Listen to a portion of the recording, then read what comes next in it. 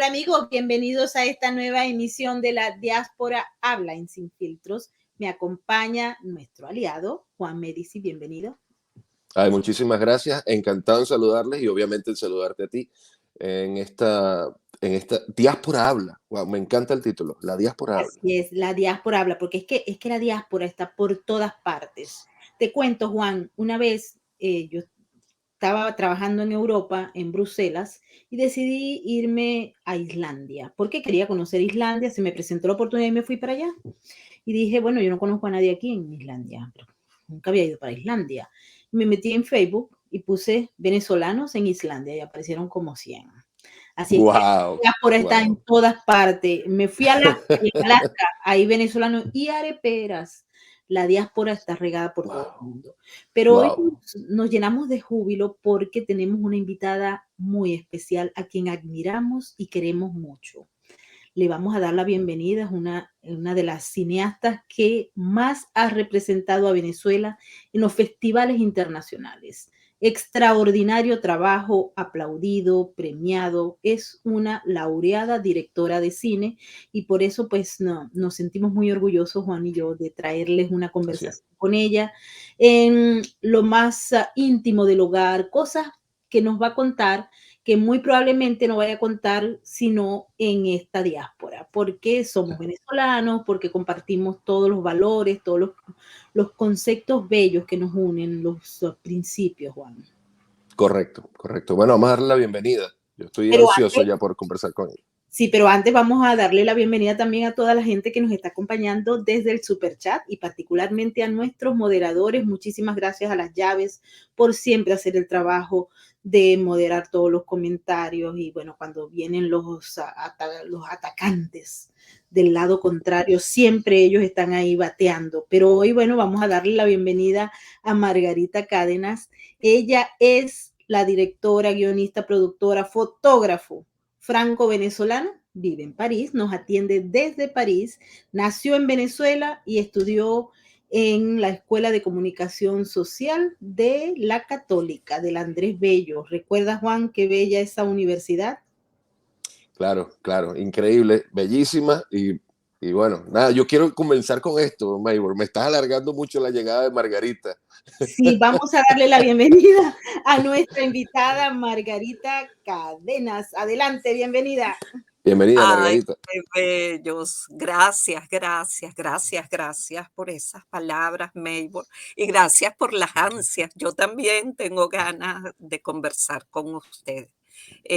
Para mí es un honor y estoy muy agradecida que me hayas invitado. Y bueno, aquí estoy para que conversemos. Bueno, yo creo que mucha gente se pregunta, y por esto vamos a empezar la conversación. ¿Cómo y cuándo se te ocurrió ser directora de cine, crear, comunicar a través del cine? Porque ese es uno de las vías de comunicación que exige más. Entonces, cuéntanos cuándo fuera, cuando estabas pequeñita, que veías esas películas y decías, yo quiero dirigir películas, hacer películas como esta, o eso te surgió a posteriori. Mira, fue como en varios tiempos. Yo primero que todo, cuando yo decidí estudiar comunicación social, eso en mi familia fue, ¿qué es eso? En mi familia son o abogados o ingenieros. Entonces era así como que vas a estudiar tú eso, ¿qué es eso? No sé qué. Bueno, finalmente logré la batalla porque yo era muy jovencita. Yo me gradué a los 15 años de bachiller y tuve que esperar un año para poder entrar en la universidad. Cuando entro a estudiar comunicación social, tú llegas y dices, espérate un momentico, es un mundo desconocido.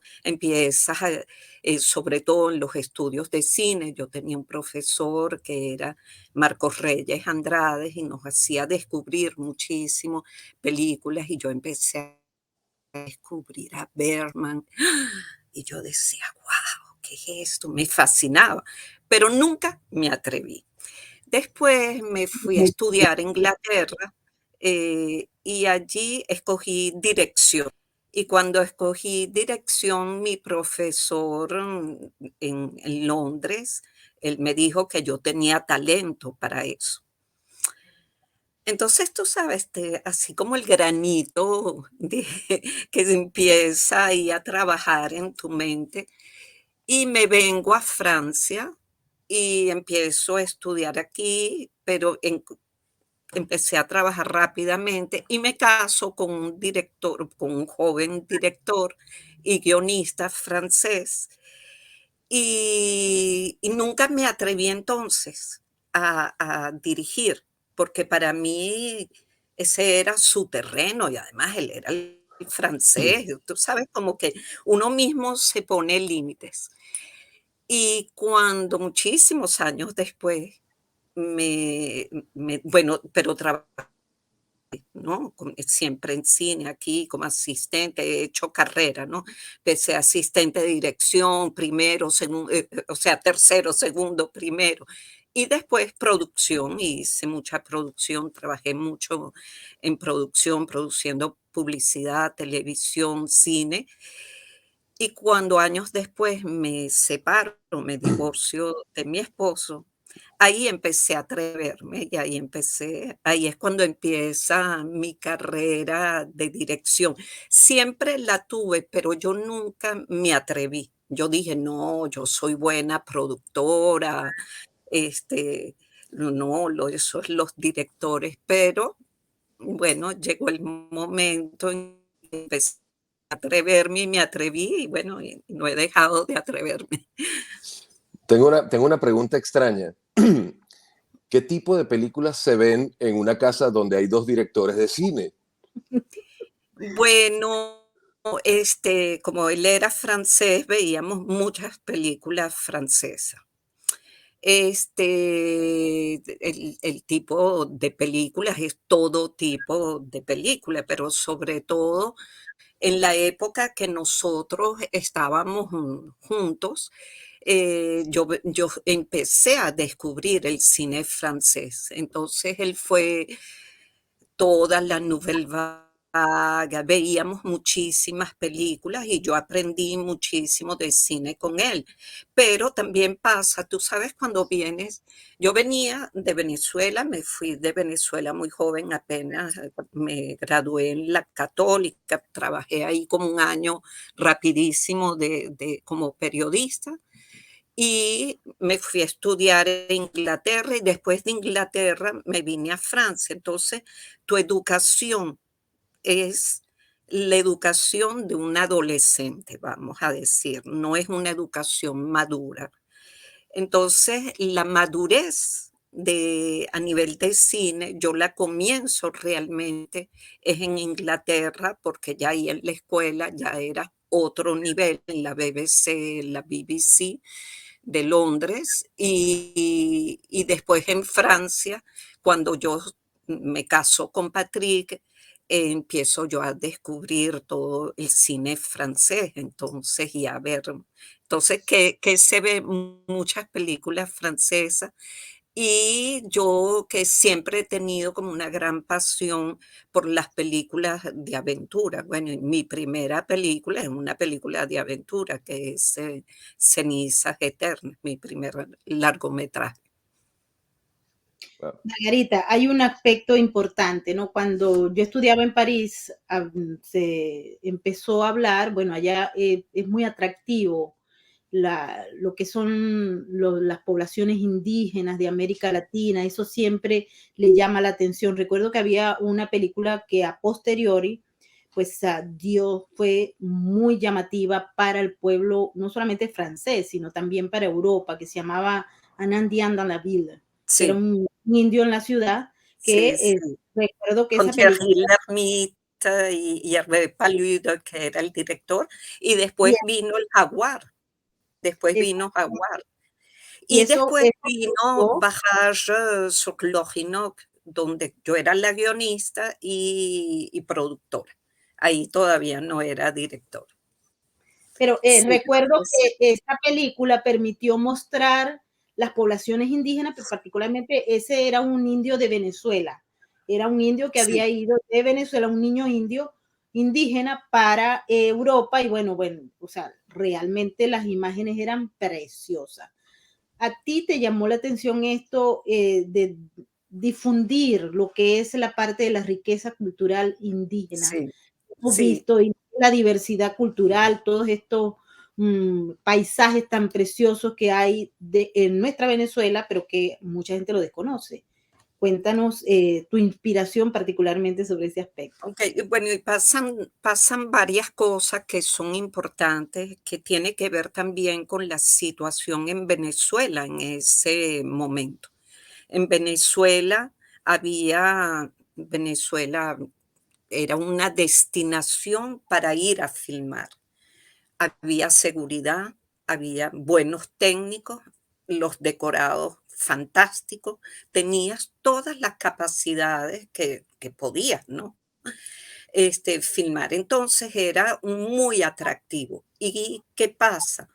Venezuela se vuelve a la moda, porque hubo la película Nandian dans la ville, Les Jaguars, Barrage sur l'Orinoque, Aventurier malgré lui, además películas americanas, Aracnofobia, los americanos filmaron muchas películas también. Entonces, en los años 90 Venezuela era muy atractivo ir a filmar, primero porque unas películas de aventura tú las podías hacer por un presupuesto menor, porque claro que en Venezuela costaba dinero, pero no costaba, por ejemplo, yo cuando hice Cenizas Eternas, construir estudios en la selva, eso es palabras mayores, pero se podía hacer en Venezuela. Entonces Venezuela se convirtió muy atractiva y eso hizo que mucha gente se inspirara en películas que tuviesen como esos elementos, la selva, los indígenas y además el francés es aventurero. El francés de por sí le gusta la aventura, le gusta el Amazonas, le gusta África, es un pueblo muy curioso. Entonces ahí hubo como un concurso de circunstancias que hizo que Venezuela estaba en las destinaciones de filmaciones. Aquí en Francia, de filmaciones fuera entre los números 2 de otros países, ¿no? Y ya después mi creación viene, yo me acuerdo la primera vez que yo fui al Festival de Cannes, se presentó Fiscarraldo, la película con Klaus Kinski, ¿no? Y cuando yo vi esa película, yo dije, algún día, si yo soy directora, a mí me gustaría hacer una película de aventura así. Bueno, como les dije, pasó la vida, no lo hice, no lo hice, hasta que finalmente, cuando yo era productora y escritora de Barrage sur l'Orinoque, nosotros, que Juan Luis Buñuel, el hijo de Luis Buñuel, era el director, yo escribí ese guión que fue como muy atrevida, yo de escribir un guión sobre los indígenas que yo no conocía, porque nosotros, bueno, en mi caso, eh, tú en Venezuela, la destinación a la selva, a menos que fueras de una familia de antropólogos o de gente aventurera, no era una destinación normal. Y yo no conocía el Amazonas. Entonces yo escribo este guión y me inspiro de un libro de Bárbara Branly que se llama Los hijos de la luna, que es un libro fantástico de fotografía. Y escribo esta historia. Cuando me voy a Venezuela, aquella superproducción francesa con Juan Luis Buñuel y todo, y nos vamos al Amazonas y yo empiezo a descubrir a los indígenas. Y yo dije, ¿cómo yo hice esto? yo tengo que conocer a este pueblo mucho. Y empecé a organizar, regreso a Francia, empiezo a organizar expediciones. Y tuve un encuentro con Jacques Lissot, que es un antropólogo francés que vivió 24 años en inmersión total con los Yanomami. Y hice Más allá de las apariencias o de la Desapparence. Es mi primer documental. Hice ese documental y cuando el que es con los indígenas, ese tampoco, ese, ay, Ay, ese de la Desapparence. Entonces hago ese documental y mi mamá me había hablado de la historia de Raiza. ¿Se acuerdan Raiza que se cayó en la avioneta y que después la habían enterrado y lo que habían enterrado eran unos huesos de chigüire y después ella aparece y ella todavía, yo la conocí, cuando la conocí que fui a Venezuela, todavía la daban por muerta. que tenía problemas, no podía votar, no podía Que no podía hacer votar, no, ciertas... porque ella la daban por muerta, exactamente. Entonces, de ahí nace, de ese encuentro con Lizo, de este hecho de Raiza, nace Cenizas Eternas, que es esta película que filmó en Venezuela y que es Patricia Velázquez, la actriz principal. Entonces, y fue mi manera como de reivindicar mi conocimiento de una etnia. Para mí fue inspirado totalmente en la etnia Yanomami y allí en esa película, cuando tú la ves, ahí yo respeto muchísimo, muchísimo a la etnia Yanomami.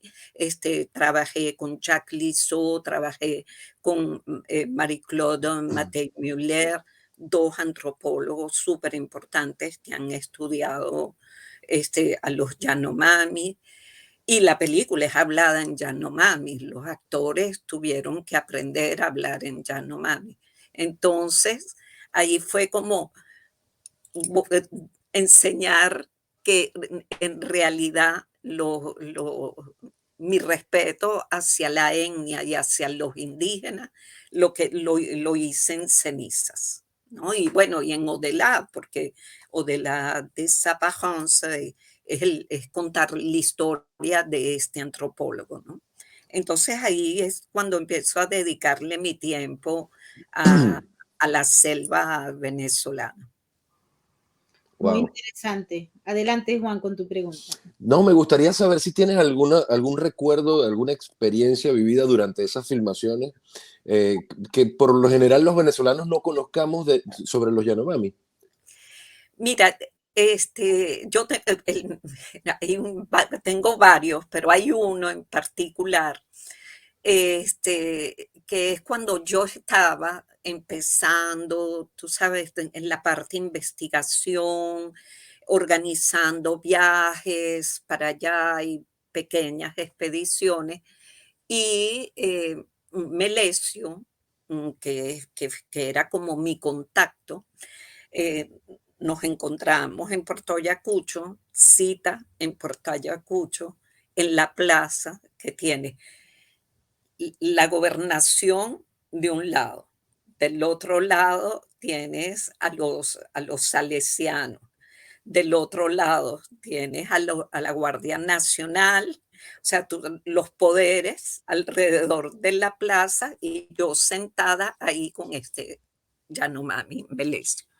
Y yo llego y le digo, bueno, Melesio, entonces yo te voy a mandar a Ocamo, que es en el Alto Orinoco, yo te voy a mandar la gasolina desde Puerto Ayacucho, porque teníamos que llevarnos los barriles de gasolina para poder hacer el viaje, de lo que yo quería hacer, ¿no? Entonces yo le digo, bueno, pero yo te voy a mandar eso a ti a Ocamo, pero por favor cuidas la gasolina. Y yo lo hago porque yo tengo confianza en ti. Y él se me queda viendo así. Confianza. ¿Qué es confianza? Y yo, Wow. bueno, mira, Melesio, confianza es que si yo te envío eso es porque tú no vas a tocar esa gasolina y tú la vas a cuidar muchísimo. Ah, y si la necesito, bueno, Melesio, depende. Bueno, si hay un problema y hay que ir a la Esmeralda y la necesito, bueno, puedes agarrar un poquito. Bueno, y hemos pasado como 2 horas debatiendo la confianza. Wow. Qué interesante. Menos mal que eso no Ento fue ahora, porque si no hubiesen pasado horas para conseguir la gasolina. no, y ¿sabes qué? Y después, yo aprendí muchísimo de los Yanomamis al punto que hice ceniza. Yo trabajé con ellos en todo lo que fue construcción, accesorios, trabajo, todo el trabajo detrás de cámara. Pero yo nunca, nunca quise que fueran ellos actores, ¿no? Que fueran parte del elenco. Porque, ¿qué pasa? Yo sabía que los Yanomami, ellos, si por ejemplo se muere alguien, ellos se van, se desaparecen y se van porque ellos tienen que ir a hacer la despedida a sus muertos. Ok. Y ellos se van sin decirte nada. Ellos se van y se desaparecen, como pasó en un momento en este rodaje que estamos viendo, eh, que de repente los Yanomamis, que eran los que trabajaban conmigo durante el rodaje, un día, no, se fueron, se murió alguien y ellos tienen que hacer su riajú y tienen que hacer ese rito Yanomami. Tú sabes que se comen las cenizas del muerto, que es parte del tema de esta película Cenizas, Cenizas Eternas. Bueno, se llama por eso, así.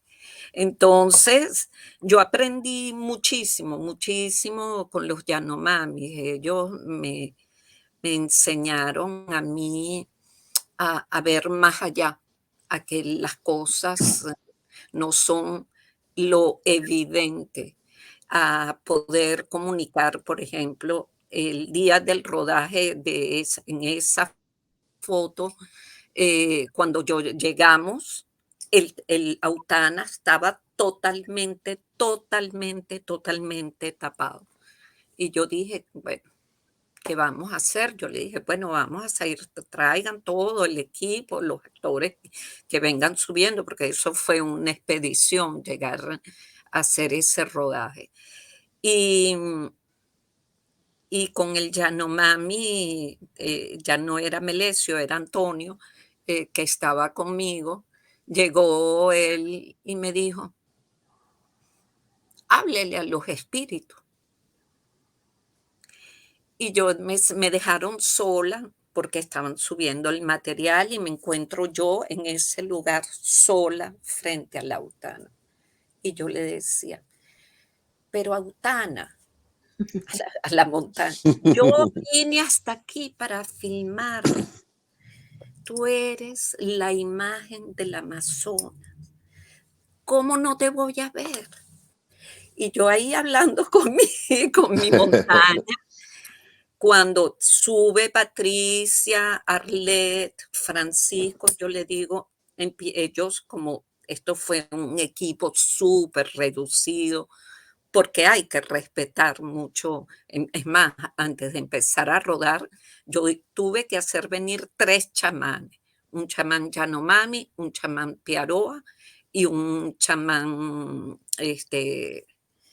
¿cuál era la otra etnia? Ahorita no me acuerdo, pero fueron un Piaroa, un Yanomami y un tercero. Y tienes que pedir permiso. Tú no puedes llegar a la naturaleza porque si no ella se venga contra ti. Bueno, entonces yo, en mi conversación con el Autana, suben los actores, yo le dije, se preparan, ponemos la cámara, no sé qué. Ustedes no lo van a creer. Yo digo, bueno, vamos a rodar. Se Se limpió y despegó, se limpió, terminamos y se volvió a cubrir. Wow, Y tuve wow. mi plano.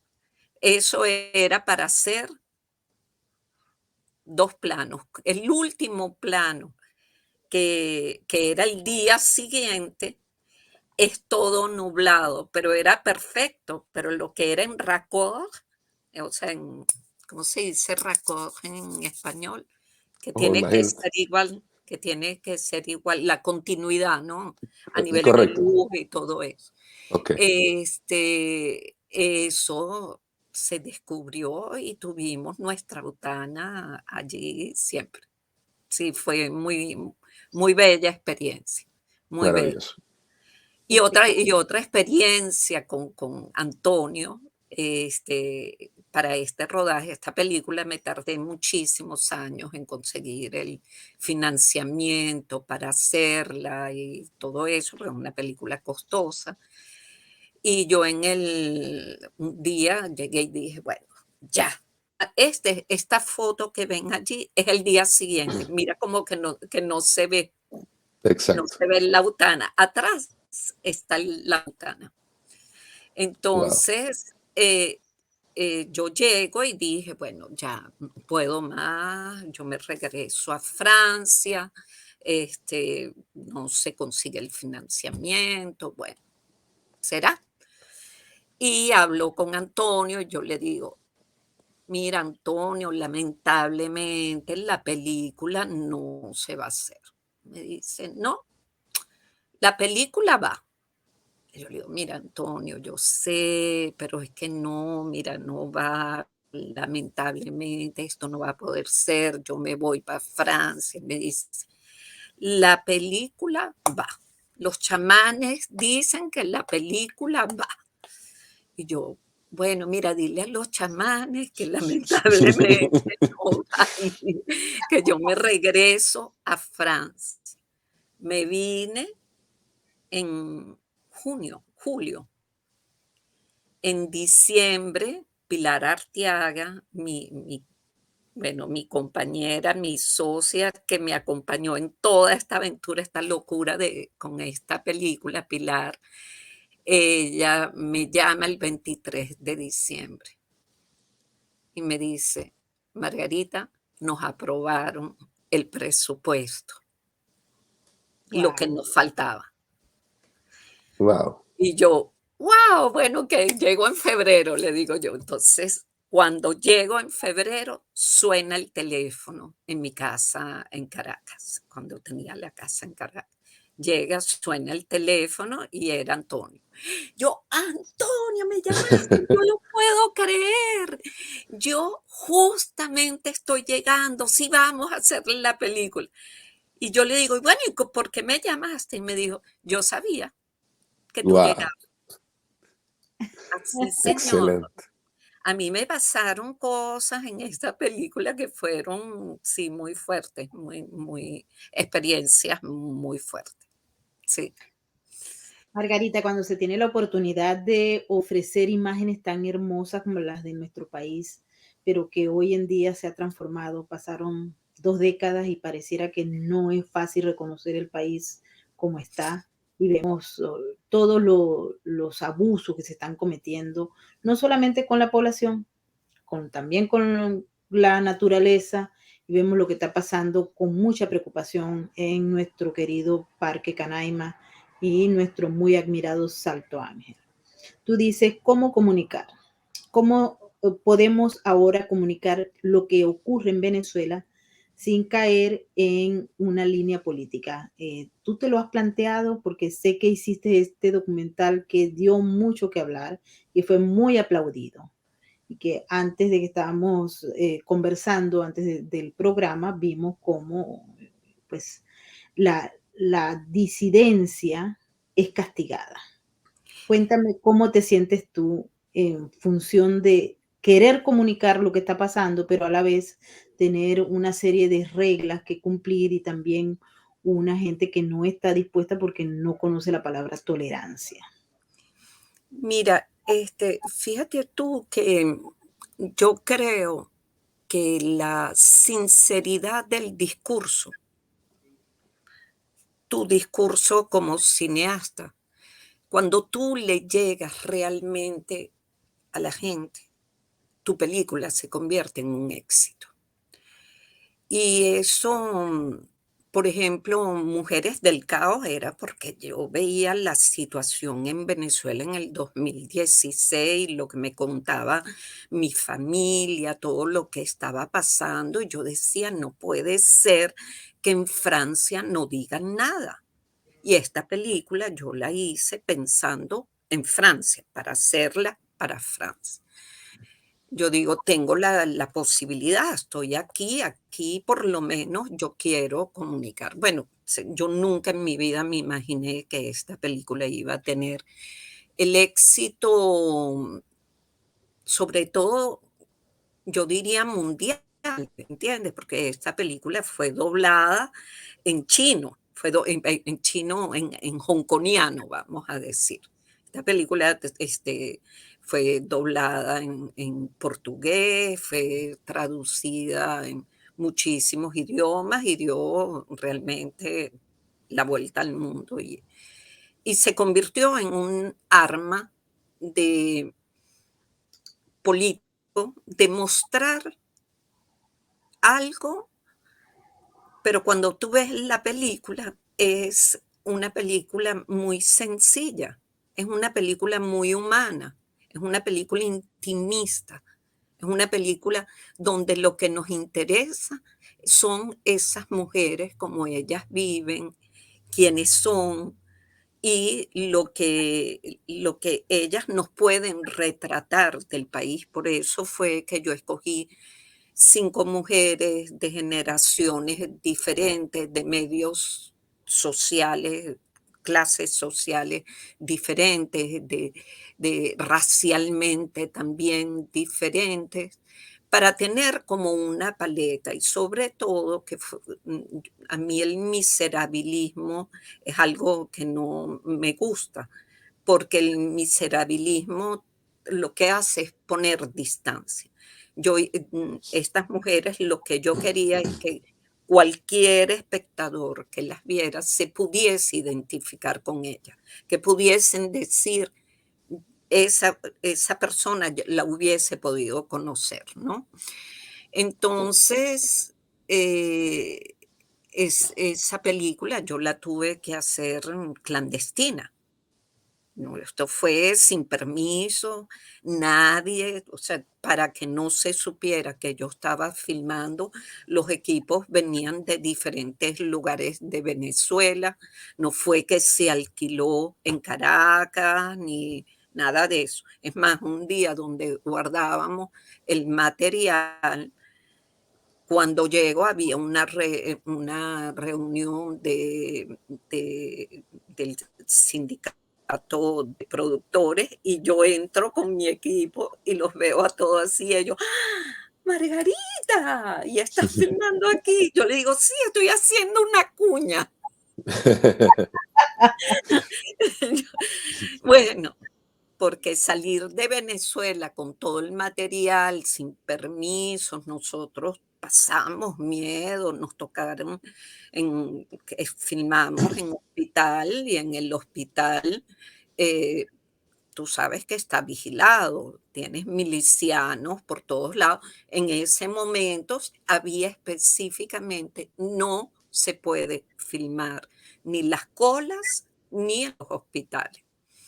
Y nosotros todo eso lo hicimos con cámara escondida, con lentes de espía, o sea, tuvimos que manejarnos.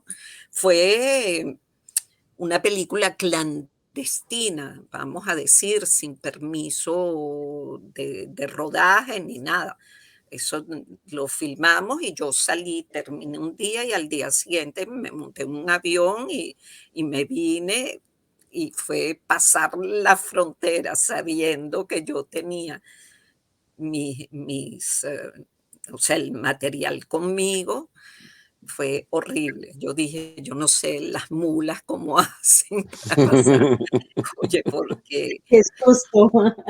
es un susto, ¿no? Entonces yo pienso, y siempre se lo digo a cineastas, que después yo vi a Anabel Rodríguez, que hizo la película Once Upon a Time in Venezuela, Tuki Yen, que hizo, no me acuerdo el título de la película de Tuki, todos ellos, yo les digo, mira, esto es irse pasando el flambó, no sé cómo se dice, irse pasando la La torcha, ¿no? antorcha. Sí, irse pasando la antorcha, y nosotros como cineastas tenemos una responsabilidad de comunicar. A mí me encantaría ir a Venezuela, por ejemplo, el tema del arco minero, pero Y no se sabe uno si vuelve, ¿no?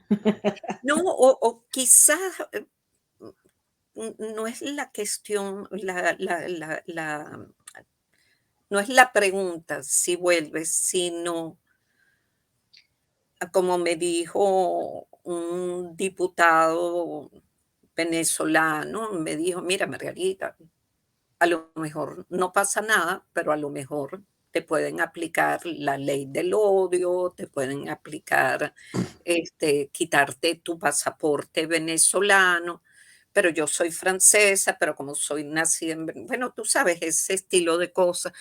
Entonces es terrible porque ya no sabes hasta dónde tienes, no sé, Juan, tú que has sufrido un poco la censura, a lo mejor esa decisión de irte de Venezuela es una decisión que, ¿qué hago? ¿Me quedo allá? ¿Me quedo aquí? ¿Enfrento allá o termino preso? O sea, Claro, son muchas preguntas, ¿no? Que tú te haces y bueno, yo tengo toda mi familia aquí, mi hijo y ahora mi nieto, que tengo nieto.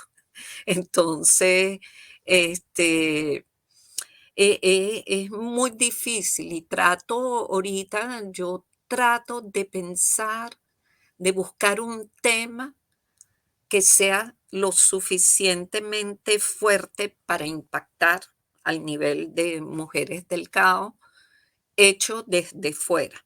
Y de verdad que no lo he encontrado todavía. Pienso, este, tengo varias ideas, pero no he logrado. Entonces, por eso hice de Boalmont, que es un problema francés, que es sobre la liberación de la palabra de los menores víctimas de abusos sexuales. Entonces, pero Venezuela la tengo ahí, pienso en ella y soy activa en cosas, por ejemplo, de una conferencia ahorita sobre el Amazonas. eh, yo al Amazonas y a los indígenas le debo mucho, entonces sobre el arco minero dimos una conferencia aquí en el mes de noviembre.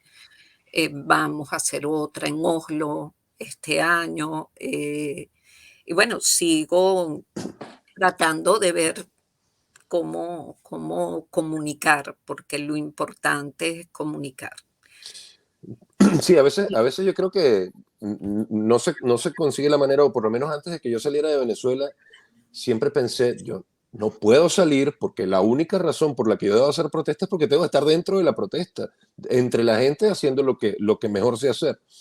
Sin embargo, descubrí el poder que tiene hacerlo desde afuera.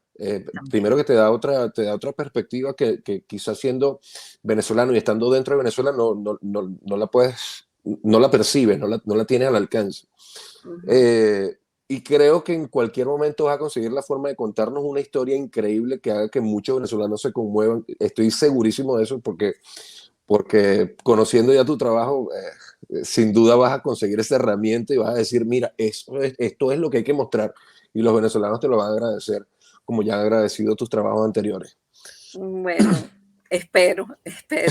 Estoy, estoy en eso porque sabes que es muy doloroso estar fuera y ver que tu país no es que está mal, no, no es eso, sino que cada vez tienes a un régimen más atornillado y que todavía en el extranjero existen, ya sean organizaciones, países, que buscan la negociación y que la negociación es ganar tiempo, más nada, es Sí, ganar tiempo, es tener y no se dan cuenta que lo que tienen enfrente de ellos es un régimen, criminal.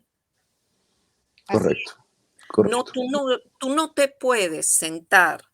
Es como, em, ahí ahorita, estaba viendo una película, bueno, equis, y y trataban, no estoy comparando la situación de Alemania, durante la guerra, pero había un personaje que decía que era justo en el momento donde en Inglaterra con Chamberlain estaba tratando de negociar con Hitler. Y había un personaje que le dice, pero es que son criminales, ellos negociar, ellos no están pensando como ustedes. así es. Entonces, es muy difícil y uno cuando está afuera es muy doloroso porque Venezuela perdimos esa Venezuela que conocimos, pero también hemos perdido ese sentido de familia. Por ejemplo, siempre yo tengo 40 años viviendo fuera de Venezuela y yo nunca me desvinculé de mi país. Yo iba a Venezuela los años. Por primera vez desde que hice esta película, la última vez que fui fue a rodar Mujeres del Cabo. Y me duele mi país, me hace falta mi Ávila, me hace falta mis playas, mis amigos, mis querencias, los olores, este, y que muchas veces me dice, ay, Margarita, ha cambiado tanto desde que tú viniste, que hace 5 años, tú no te puedes imaginar lo que ha cambiado. No, en- es, es muy, muy duro y por eso también veo que hay tanto venezolano valioso en el mundo dando la talla.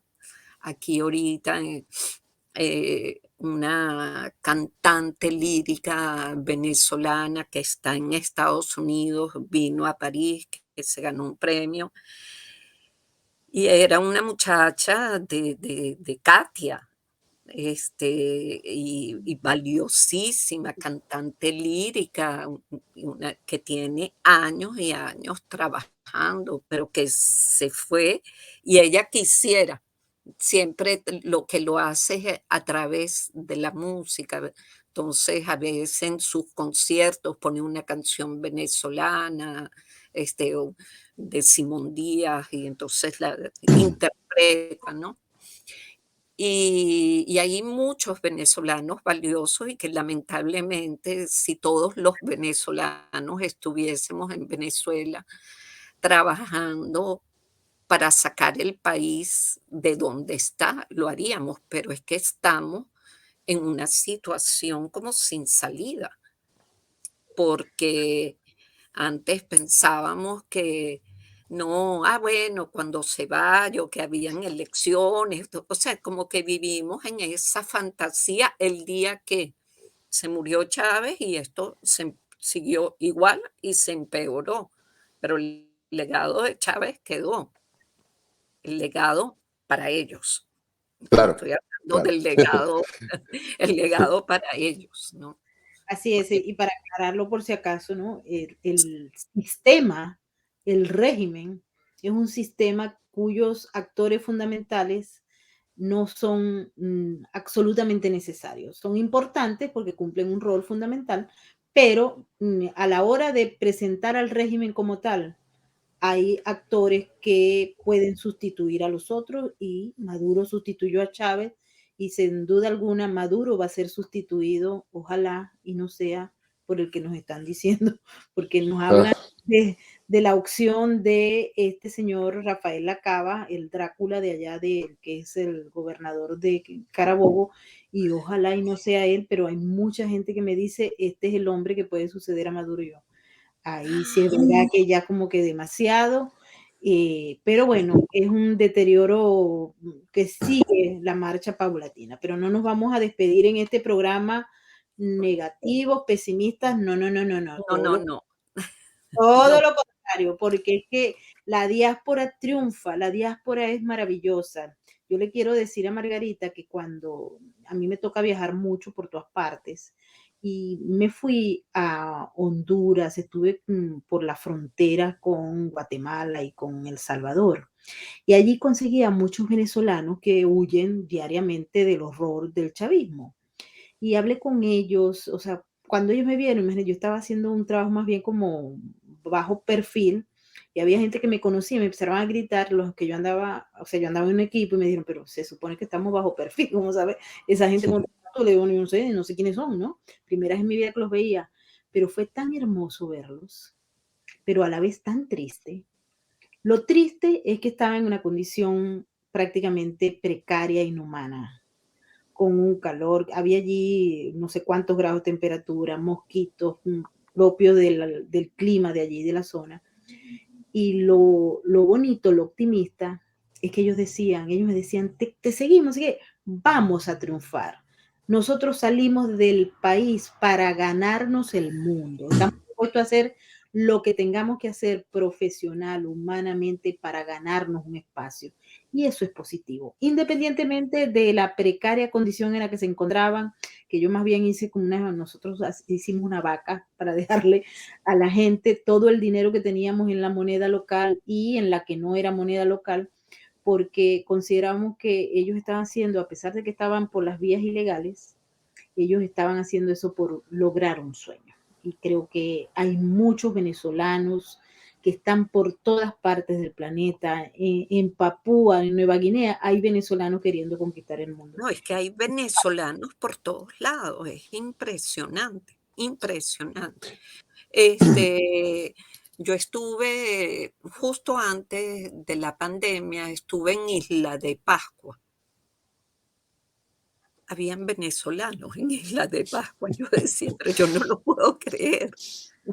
Y en Chile, gente que conocí decían, miren, nosotros les agradecemos tanto a los médicos venezolanos que se vinieron para acá.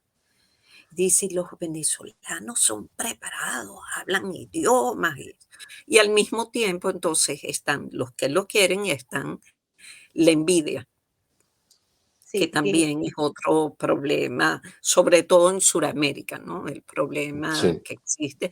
Y lamentablemente también esa mala eh, diáspora, porque la hay, ¿no? Que Los crea hijos de Chávez. eso, eso. por cierto, Margarita, que por allá está la infanta también, por allá por París. ¿Así? La Ah, bueno, infanta, sí, claro, claro que sí. Un día la, me la encontré, un día me la encontré. O sea, yo al principio la vi saliendo del hotel eh, Lutecia, y la vi y yo dije, es, no es, es, no es, y tenía una echarpe, una bufanda roja, así, y iba así con las amigas y todo. disfrutando. Y la De nuestro insulto, dinero. la insulto, sí, y dónde vive, además que sé dónde vive, en En el barrio 16, 16, en el 16, para los que cerquita no están de diciendo, Trocadero. el barrio 16 es el más costoso de la isla de París, la ciudad de París. Entonces, para Sí. comprar allí un apartamento, me imagino que lo tiene comprado. Pero si es Sí. por renta, es muy difícil de pagarlo a una persona que se supone viene de por allá, de Barinas o de Barquisimeto, a estudiar en París y a comerse el mundo. Bueno, Sí. como hablamos de buenas diásporas, hablamos de malas diásporas. Así Claro. No, yo que digo, es súper interesante que esto nos haya pasado a nosotros como venezolanos, pues nosotros somos un pueblo feliz, un pueblo súper positivo. En la desgracia nos reímos de nuestras desgracias. Y creo que ver a tantos venezolanos con esa mente positiva de lo que hablabas, Maybor, de mira, vamos a hacer de esto va a pasar, vamos a... yo creo que, y lo he comentado varias veces, mi lado más negativo, pero el más negativo dice, bueno, quizá yo nunca vea la libertad, pero eso no es un motivo para dejar de trabajar por ella todos los días, porque probablemente los que vienen más adelante la van a conocer y van a conocer esa Venezuela hermosa que nosotros conocimos y que amamos y que extrañamos. Esa Venezuela se la tenemos que regalar a todos ellos. Ojalá la podamos ver nosotros. Pero si no es así, trabajemos durísimo para Mira, lograrlo. bueno, yo tuve el honor de ser invitada por Almagro a la OEA a presentar mi película y, y bueno, en ese tuvimos una reunión como de 2 horas y media y hicimos todos los análisis posibles para Venezuela. Y bueno, son un poco así difíciles esos análisis. Y yo le digo, pero entonces, ¿qué vamos a hacer? ¿Qué vamos a hacer? Y él me dice, seguir luchando, es que seguir luchando. no podemos No parar. nos queda otra. Así No es. nos queda otra y por eso nosotros vamos a seguir no solamente llevando la información en sin filtros de todas las marramucias que hacen los chavistas y los que dicen ser de oposición, porque pareciera que todo es igual o casi todo es igual, vamos a ser justos, no todo, no generalicemos, pero por lo que vemos, una buena parte es igual a la otra, ¿no? Y seguir dándole también lo bueno de esa Venezuela hermosa que amamos todos, esa Sí. con la que soñamos, esa que nos impulsa a seguir trabajando, a seguir luchando y a mostrar lo que vale la pena. ¿Ok? Si bien es cierto que en estos momentos Venezuela es lo que no debe ser, es el perfecto ejemplo del fracaso, de lo que nunca debe ser para una sociedad, también es cierto que la diáspora refleja la Venezuela bella, la Venezuela rica en conocimiento, en creatividad, en talento, en entusiasmo, en el buen Mira, humor, en la alegría. no, es que hay tantos venezolanos, mira, cada vez descubro, hay un venezolano maravilloso, un gran chef en Hong Kong, que es tiene su estrella Michelin y es venezolano. Este, yo a veces me provoca como que hacer un documental de la gente que se destaca, pero después se vuelve, tú sabes, tienes que buscar un equilibrio. Yo tengo una película en mente. Y mira, esta idea te la voy a regalar. Lamentablemente no voy a poder hablar de la protagonista, pero fíjate, es alguien que limpia copas, pero no vamos a poder contarlo acá. A enterarse de las cosas. Pronto, pronto, La pero esa que, señora, las que limpian copas, sí, sí, eso puede ser interesante. Buscar esa es el una buena vídeo. historia para contar. Es espionaje, es de espionaje. Mira, Margarita, contigo y con Juan me podría quedar toda la vida conversando y olvidarnos de las cosas malas porque la estamos pasando muy bien. Pero estamos llegando al final de la emisión. Así que Ay, quiero qué lástima, qué ahí seguir, lástima. porque es que esta diáspora tiene doble tanda y tal vez 3 y 4 tandas, ¿no? Porque nos hemos divertido mucho. ¿Qué le Mira, que parece? es una lástima que no, rapidito, no sé si tenemos el tiempo, no hablamos, yo tengo un documental que se llama Macondo, que vi que pasaron el afiche por ahí, y en ese documental que lo hice en el 2009, es sobre la casa de Miguel Otero Silva y María Teresa Castillo, que se llamaba Macondo. y esa casa la destruyeron. Y yo hago un paralelismo sobre la destrucción del país, la Venezuela de los años 60 hasta el 2009. Wow. Y es político y cultural. Es un documental bien interesante. Te lo voy a mandar, Maybor, para que lo veas. Yo también lo quisiera. Ah, Pues sí, bueno, Pero... yo también te lo mando también. igual ya Porque no, mira, ese documental cuando yo lo terminé, cuando lo fui a presentar a Venezuela, la gente me agarraba a la salida y dice, yo lo quiero, porque ya en el 2009 la gente estaba, tú sabes, preocupada por lo que pasaba en Venezuela. Esa parte de los venezolanos que veían venir la inmensidad del desastre que ya estamos viviendo. Y decían, yo quiero guardarlo para enseñarle a mis hijos que esa Venezuela existió. Wow. Venezuela era el lugar donde llegaba Neruda, Julio Borges, qué horror. no, ese salió, se condenó. Pero no, él llega, pero no es él de quien quería hablar. No, ahorita no puede llegar porque va preso. Bueno, no, pero presidente de la Mitterrand estuvo en Venezuela y estuvo en esa casa. Esa casa, ahí vivió Neruda también, Guasalamín, ahí vivieron grandes pensadores latinoamericanos y bueno, se llama Macondo por García Márquez. Entonces, esa Venezuela rica, fabulosa, rica en ideas y en gente, Maravillosa. que eso es lo Y que ya va, yo, no me puedo quedar sin decir que si llegaban grandes pensadores a esa casa, entonces estamos seguros de que Julio Borges jamás fue allá. O sea, no hay problema. sí, No hay no, problema. Jorge Luis Borges, por favor, Okay. Jorge Mira, Luis Borges. yo te voy a dar a ti una idea para que hagas una película también. Yo trabajo en un equipo y mi equipo es muy grande y te puedo hablar que el 99% son norteamericanos. Y ellos saben de Venezuela porque me conocen. Entonces yo les hablo a ellos de la arepa, una vez les hice arepa y ellos, ¿qué es esto? Una arepa, bueno, sí. Entonces un día ellos estaban, yo no había ido a ese viaje y ellos estaban en Alaska.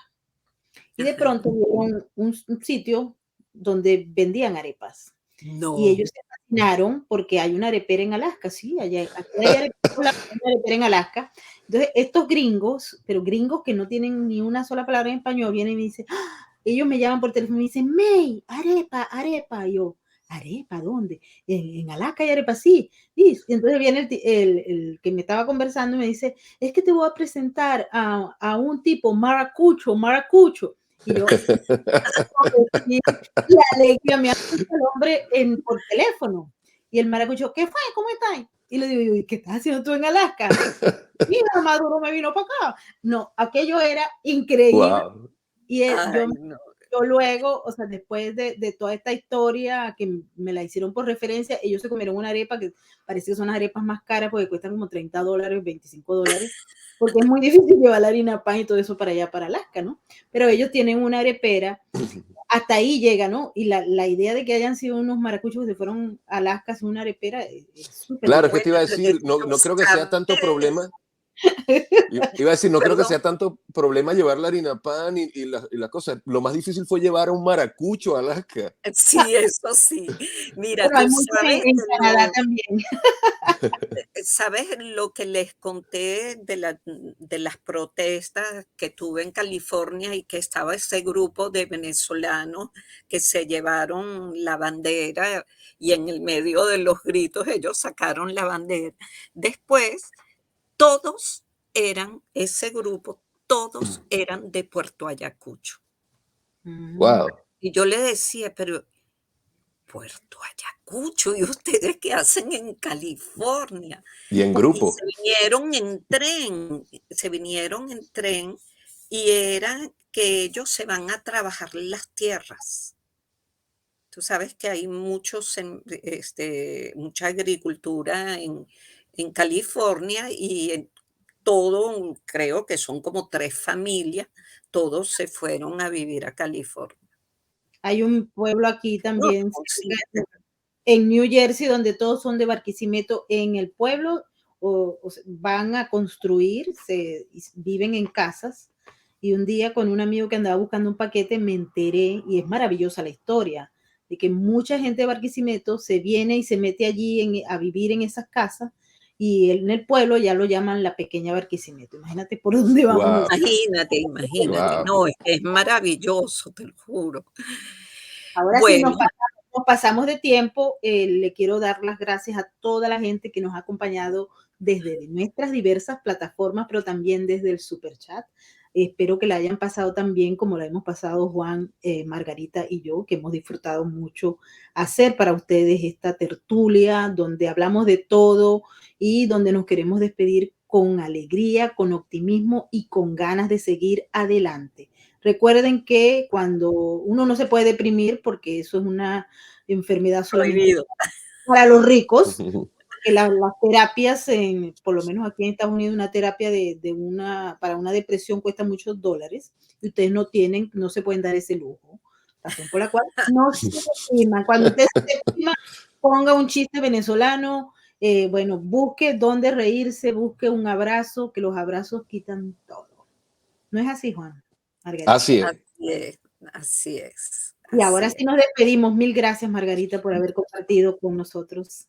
Muchísimas gracias, fue un placer, un verdadero placer, y encantada, Juan, y quedamos pendientes. Así es, y encantado igualmente. Y bueno, nada, muchísimas gracias a todos los que estuvieron viendo esta entrevista. Y les puedo decir para cerrar que el pasado no existe, el futuro no sabemos, el momento para luchar por Venezuela es hoy, hoy y todos los días. Un abrazote. Eso, y recuerden, con la mejor intención, con las ganas, nosotros vamos a lograr nuestros objetivos. No será hoy, no será mañana, pero lo vamos a hacer. Así que adelante, nos despedimos. Les recordamos que Sin Filtro forma parte de la red de apoyo canino, y ellos tienen unos programas maravillosos para los peludos en Venezuela. Así que les dejamos su mensaje. Ahí, ¿dónde está Juanito? A ver.